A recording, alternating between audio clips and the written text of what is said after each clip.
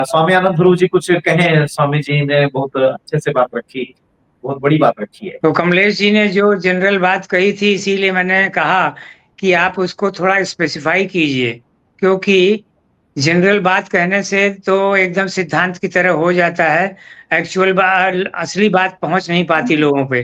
तो ये जो अभी थाईलैंड के टूरिज्म वाली बात की, इसीलिए मैंने कहा कि जरा टूरिज्म के बारे में बात कर ली जाए, कि अब ये ध्यान के बजाय टूरिज्म और टूर ऑपरेटर लोग हो गए हैं।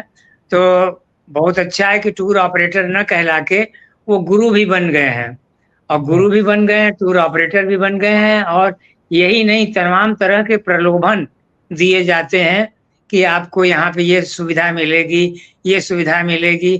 और कुछ तो सुविधाएं अपने आप मालूम रहती हैं लोगों को, वो अंडरस्टूड रहती हैं, वो छिपी रहती हैं।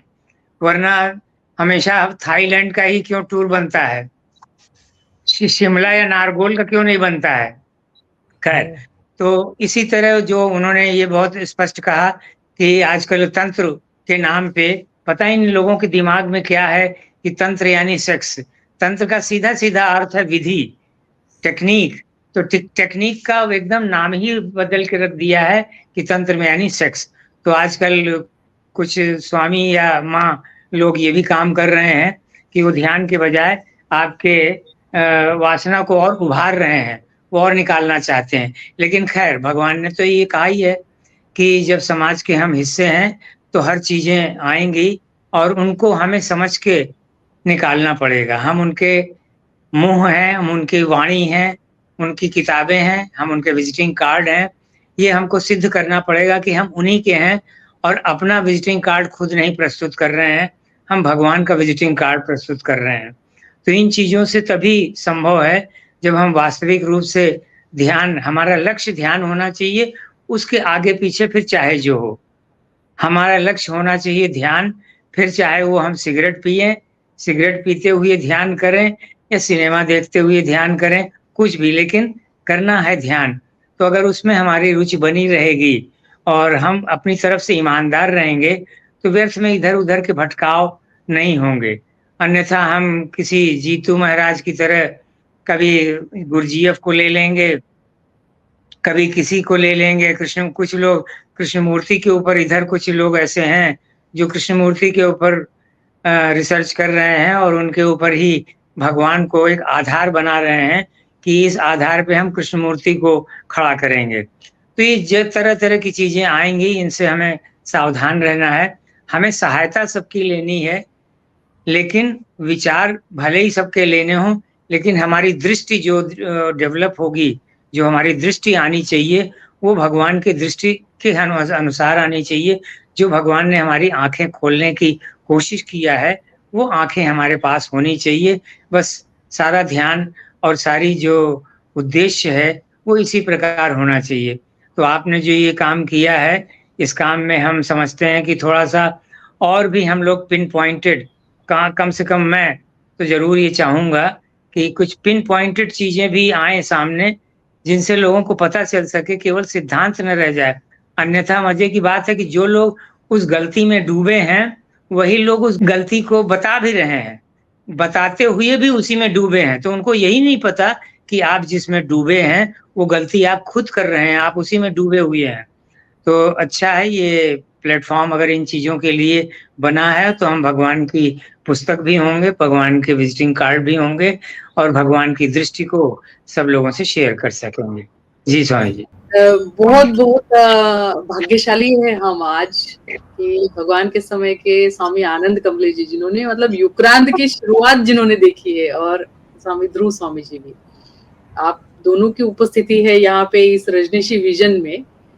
और ये जो स्वामी जी ने, वितुचार स्वामी जी ने जो सोचा है कि ये एक प्लेटफॉर्म बने जहाँ पे सब लोग मुक्त रूप से वो व्यक्त हो सके, और एक मंथन हो जिसमें, और जिस फिर ये खरपतवार जो शब्द, स्वामी कमलेश जी तो शब्दों के धनी हैं आपके सामने हम बात करें, यही बहुत बड़ा भाग्य है हमारा।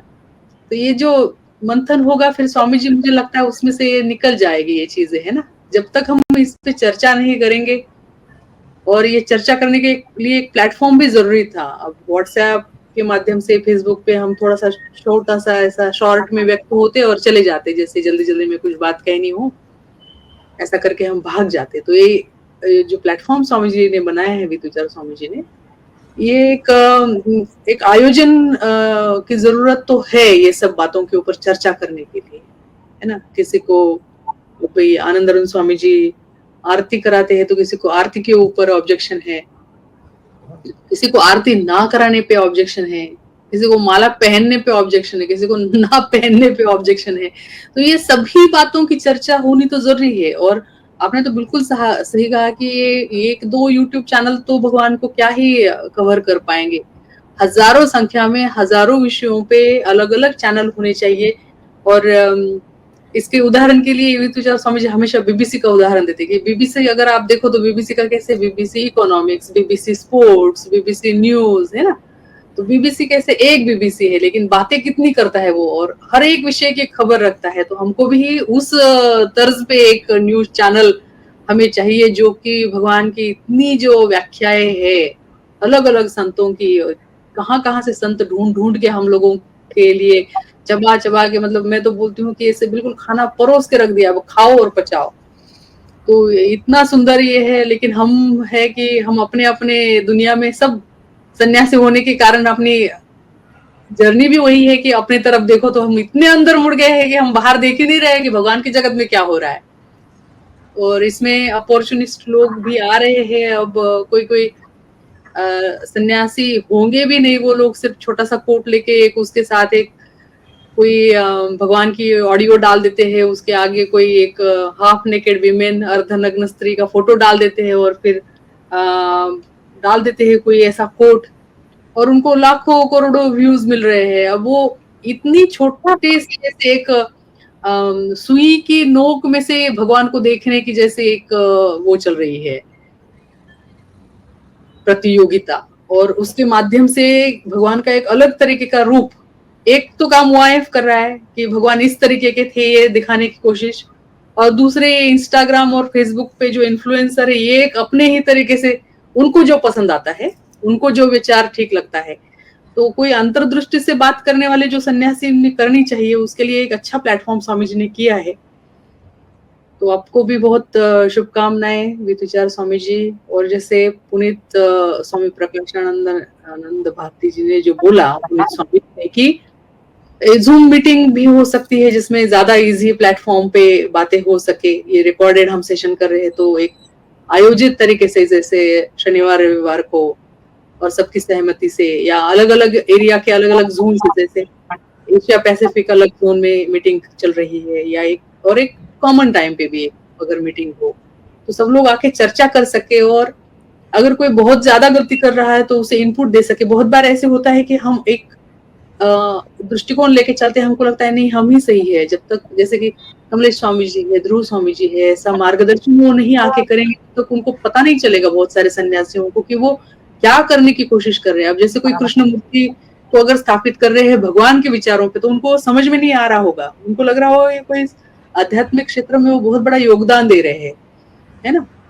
तो वो या तो वो योगदान के इससे सोच रहे होंगे, या उसको क्रिएटिविटी के स्वरूप में सोच रहे होंगे, लेकिन उनको ये समझ में नहीं आ रहा है कि वो क्या उसे क्षति क्या पहुंचा रहे हैं। दो अलग भिन्न व्यक्ति, भिन्न गुरु, और उनका जो एक कुछ खिचड़ी बना के खिलाने की जो कोशिश चल रही है, उसमें कोई फल आएगा या नहीं आएगा उसके बारे में तो कुछ बोल नहीं सकते। लेकिन ये इस तरीके के धोखे जो हो सकते हैं आध्यात्मिक जगत में, उससे सावधानी के लिए मार्गदर्शन की जरूरत तो लगेगी। और आप सीनियर सन्यासी हो, भगवान के समय के पहले सन्यासी हो, आप सबकी शारीरिक उपलब्धि अभी है हम लोगों के नसीब में, और एक एक करके सन्यासी जा रहे हैं, तो उसके बाद में हमको तो डर लगता है बाद में ये बताने के लिए कोई रहेगा या नहीं रहेगा। तो ये वीडियो प्लेटफॉर्म जो आपने किया है ना स्वामी जी, इतना सुंदर आयोजन है कि जैसे अभी स्वामी कमलेश जी की ये बातें रिकॉर्ड हो गई कि युक्रांत के उन्होंने देखे हैं, वो उसके साक्ष्य है युक्रांत के शुरू होने के, वो साक्ष्य है जीवन जागृति केंद्र के,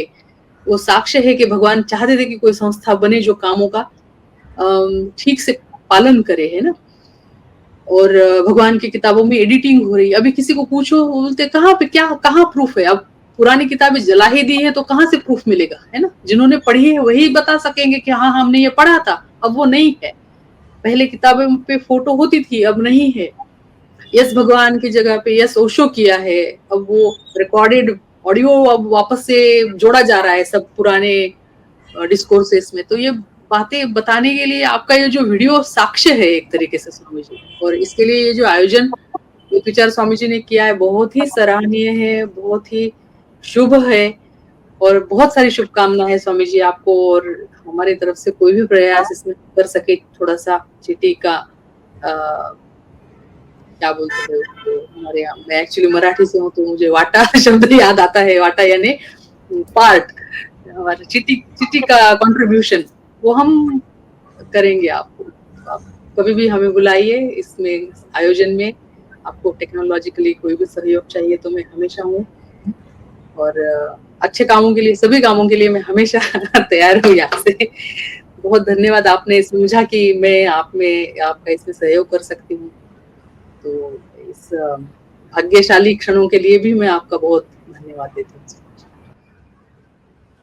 जी, तो जो स्वामी जी ने कहा था अभी, स्वामी आनंद कमलेश जी ने, कि भाई बहुत सारे वो चैनल होने चाहिए। स्वामी जी, हमारा जो सर्वे कहता है वो ये कहता है कि भगवान श्री रजनीश के जो सन्यासी हैं उनके अगर YouTube चैनल्स की संख्या देखी जाए तो लगभग 500 तो हम देख ही पा रहे हैं कि वो अलग अलग अपना अपना प्रयास कर रहे हैं। लेकिन जहां तक सब्जेक्ट पे काम करने की बात है, उसके लिए हम जरूर हमेशा हम सभी से मतलब बात करते रहते हैं। और कई जो चैनल्स हैं, ये YouTube के चैनल कैसे ऑपरेट हो और कैसे चले, इसके लिए भगवान की प्रेरणा हमको 2020 में हुई थी स्वामी जी। तो 2020 में इतना हम लोगों ने ज्यादा सर्वे और वो सब इसका पूरा किया। भले ये शुरू अभी हो रहा है, लेकिन इसके पहले की भी जो चीजें हैं, चाहे वो PSR मीडिया है तो उसमें भी हमारा बैकग्राउंड में थोड़ा योगदान है, और चाहे वो BSR युक्रांद है, माँ आनंदी उसको पूरा चलाती हैं, इनके उसमें है वो, तो वो भी है। तो ये सब इसी लिहाज से है कि भी अलग अलग होना चाहिए। या फिर माँ प्रेम श्वेता जो चैनल चलाती हैं, या फिर कोई और भी मित्र जो प्रयास करते हैं, हम हमेशा सभी से कहते हैं कि भाई आप स्टार्ट कर दीजिए। और जहां तक इस रजनीशी प्लेटफॉर्म का संबंध है, इसका सोच वही है स्वामी जी, जिसमें ग्रुप में एक दो बार आप जुड़े हैं फैसिलिटेटर सर्किल वाले में, कि जो भी अलग अलग विचारधारा के लोग हैं उन सब की बात भी फिर एक जगह आ सके। ऐसा भी कोई एक जगह हो जहां पर सबको आने के लिए खुली छूट, लगभग एक तरह से हो। खुली छूट से अर्थ ये है कि भाई विषय ये है तो इस विषय पे बात करने अब लगभग कोई भी आ सकता है, यानी कि यहाँ पर हमारी तरफ से किसी का कोई आने का परहेज नहीं होगा। ये हम कम से कम इसमें इस बात के लिए प्रतिबद्ध हैं। और आप सब लोग हमारी खुली सोच से परिचित नहीं है। कई बार मानंदी जो है किसी किसी व्यक्ति से नाराज हो जाती है और कहती है नहीं नहीं ये तो नहीं चलेगा। तो हम कहते हैं नहीं नहीं भाई, इनको इनकी बात कहने दीजिए, बात में दम होगा तो इनकी बात चलेगी, और बात में दम नहीं होगा तो बात अपने आप उड़ जाएगी। तो जैसे अभी आप नई नई खरपतवारों की बात कर रहे हैं, आप दोनों बहुत सीनियर सन्यासी हैं और उम्र भी आपकी ज्यादा है, तो आप लोगों के सामने गुस्ताखी करते हुए हम ये कहना चाहते हैं कि इस खरपतवार में से बहुत सारे बड़े दरख्त बनने वाले, तो हम लोगों को साथ में ये भी ध्यान देना होगा कि हम खरपतवार काटने के चक्कर में कहीं दरख्तों को ना काट दें, मतलब उसकी जुताई ना करें, हम खरपतवार की पहचान करें बकायदा। उसके लिए भी पूरा एक ओपन डिस्कशन की आवश्यकता है। ओपन से मतलब कि डिटेल डिस्कशन की, सॉरी, ओपन की जगह डिटेल डिस्कशन की उसमें आवश्यकता पड़ेगी कि वास्तव में कौन सी चीज क्या है या ये क्यों हो रहा है। कई बार कुछ चीजें इसलिए हो रही होती हैं कि वो लैक ऑफ सिस्टम की वजह से हो रही है, कि सिस्टम ही नहीं है कोई। जब कोई सिस्टम नहीं है और किसी के अंदर कुछ करने की पीड़ा उठेगी तो वो क्या करेगा स्वामी जी? स्वामी आनंद कमलेश जी वो अपने काम में लग जाएगा, अपने एक कोने को पकड़ के।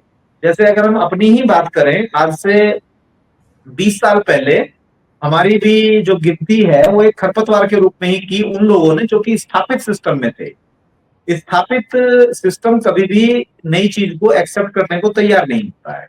भगवान श्री रजनीश की भी वही स्थिति थी 60s में, जब 60 के दशक में वो बोलते थे तो जो उस जमाने का स्थापित सिस्टम था वो उनको दरकिनार कर दिया और हमेशा उनको पुशअप करके पीछे की तरफ धकेलने का उसने कोशिश की, जो स्थापित सिस्टम था उसने। लेकिन जब किसी चीज में ताकत होती है, भगवान श्री रजनीश की बात में ताकत थी।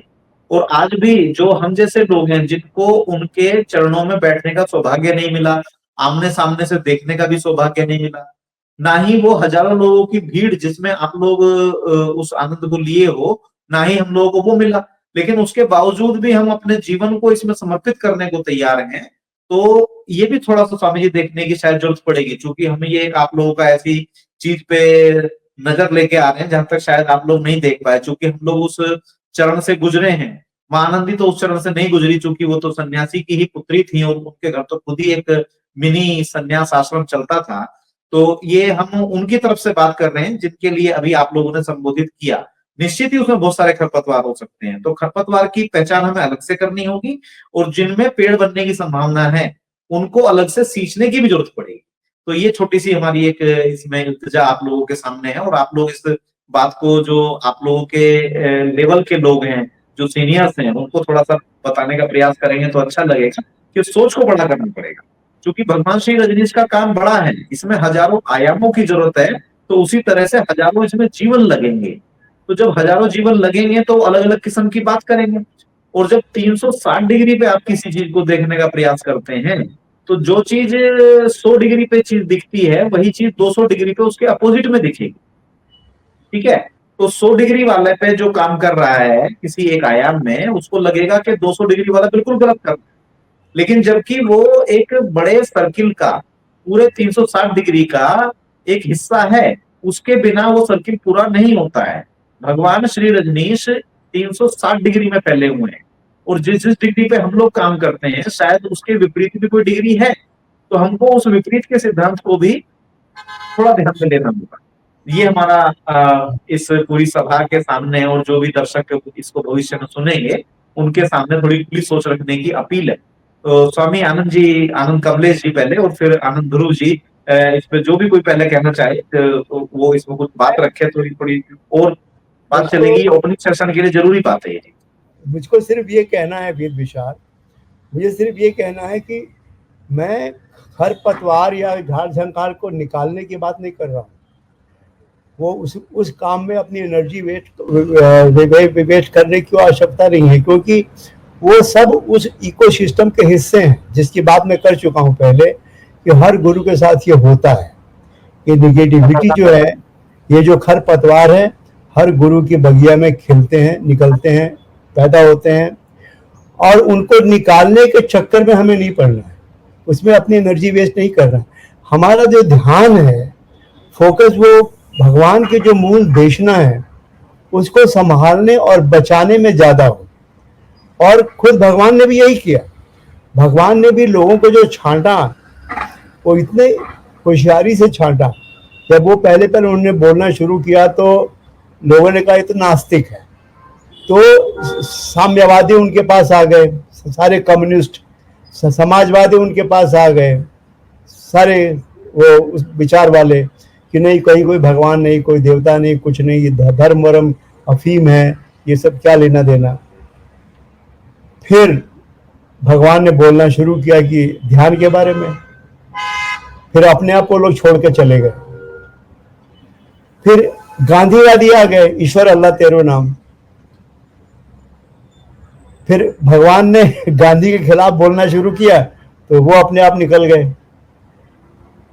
ऐसे ही भगवान ने हर कदम पे जिनको छांटना है, जो लोग भी, जिनको भी उनको लगता था कि शायद ये मेरे काम का लाभ नहीं उठा पाएगा, इसकी यात्रा कुछ और है, इसकी संभावना कुछ और है, तो इसके साथ क्यों उसका समय क्यों बर्बाद करना, अपना नहीं उसका।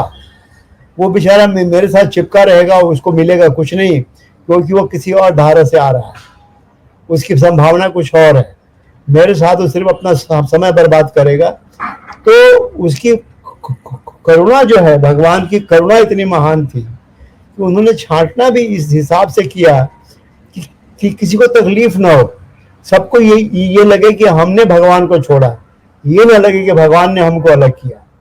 ये बहुत बड़ा फर्क है, ये बहुत बड़ा फर्क है कि जो लोग भगवान को छोड़ के गए, उनमें से किसी को ये नहीं लगा कि भगवान ने हमको छोड़ा, अलग किया।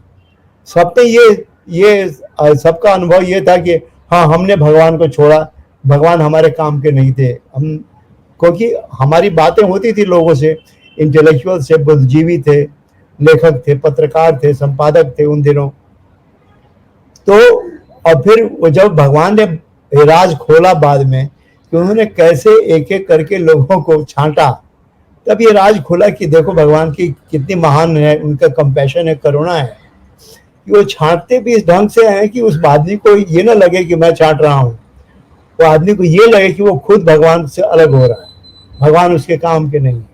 तो जो मैंने कहा कि मेरा जोर खरपतवार को निकालने के लिए नहीं है, उनको उखाड़ के फेंकना है, वो बहुत निगेटिव बात है। हमें किसी को उखाड़ के नहीं फेंकना है, जो जहां है उसको अगर परमात्मा ने स्वीकार किया है खरपतवार की तरह, वो उसका अधिकार है, उसको खरपतवार होने का अधिकार है, उसको झाड़ झंखाड़ होने का अधिकार है, भले हम उससे राजी हो या ना हो, उसका अधिकार हमें क्यों छीनना चाहिए। तो उसके अधिकार का सम्मान करते हुए जो जैसा है वैसा है, हमारा फोकस इस पे हो कि ओशो की मूल देशना जो है उसके साथ कोई कॉम्प्रोमाइज ना हो, उसमें कोई बदलाव ना हो, उसमें कोई मिलावट न कर सके, उसमें कोई मिलावट न कर सके, वो अपने शुद्ध रूप में उपलब्ध रहे। अब जैसे मैंने कल बताया वेद विचार को कि मेरी बड़ी चिंता थी कि ये जो सारा ओशो समग्र है, पूरा साहित्य जो है, किताबें हैं, ध्यान की विधियां हैं, ऑडियो है, वीडियो है, सब है, ये कहीं तो एक जगह इकट्ठा होना चाहिए, एक सोर्स होना चाहिए एक जगह। और एक ही सन्यासी है हमारे पूरे ओशो जगत में जिसने इसमें बहुत मेहनत की है, स्वामी शैलेंद्र सरस्वती। स्वामी जी ने बड़ी मेहनत से सारी किताबों को डिजिटाइज करके ऑडियो, वीडियो, ध्यान की विधियां सब कुछ समग्र इकट्ठा किया है। आपको जो चाहिए वो देने को तैयार है। जिसको जो चाहिए, जो भी सूत्र चाहिए, किताब चाहिए, ये चाहिए, वो उनके लिए उपलब्ध है।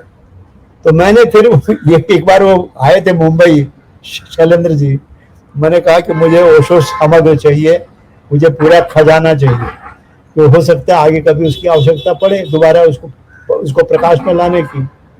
तो उनसे मैंने पूरा सारा जो ओशो समग्र जो है एक एक्सटर्नल हार्ड डिस्क में ले लिया, उनसे मेरे पास रखी हुई है। और इसलिए रखी हुई है कि अगर आगे कोई भी मांगेगा तो उसके लिए एक सोर्स उपलब्ध है कि हाँ भाई मेरी एक्सटर्नल हार्ड डिस्क की कॉपी वो बनवा सकता है, ले सकता है। और ये ओशो समग्र जितने अधिक से अधिक लोगों के पास होना चाहिए, क्योंकि यही मूल देशना है, ओशो की मूल आधार है, जिसमें कोई मिलावट नहीं है। सारी किताबें जो पहले छपी थी पहली बार, सारी किताबें उन्होंने डिजिटाइज करके पीडीएफ फॉर्म में रखा हुआ है। सारा ऑडियो, वीडियो, सारी ध्यान की विधियां ओशो के शब्दों में वो सब लिखा हुआ है। तो ये जो चीज है, और ये इस पे मेरा ज्यादा जोर है कि जो मूल देशना है उसको कैसे संभाला जाए, बचाया जाए, ताकि उसे भविष्य को सौंप के जा सके हम लोग। हमारा जब भी समय आए तो हम खुशी खुशी जा सकें कि चलो हमने कम से कम ये किया कि वो सारा खजाना जो है वो भगवान समग्र जो है वो हम किसी को सौंप के गए हैं, तो अब वो रहेगा, उसके पास वो एक जिम्मेदारी है, उसके पास वो रहना चाहिए। तो मेरा फोकस बचाने पे ज्यादा है बजाय कि उखाड़ने पे या निकालने पे। वो हमारा काम नहीं है, जिसको उखाड़ना है वो उनका अधिकार है, हम क्या कर सकते हैं। वो उन लोगों ने अपना फैसला किया है कि हम खरपतवार रहेंगे, हम झाड़ झंखाड़ रहेंगे। हो सकता है आगे चल के कुछ उनमें बदलाव आए, हो सकता है कि बदलाव आए कि नहीं हम ये क्या कर रहे हैं, हमने गलती की, हमें सही रास्ते पे जाना चाहिए, हो सकता है उनमें कोई अच्छे हो जाए।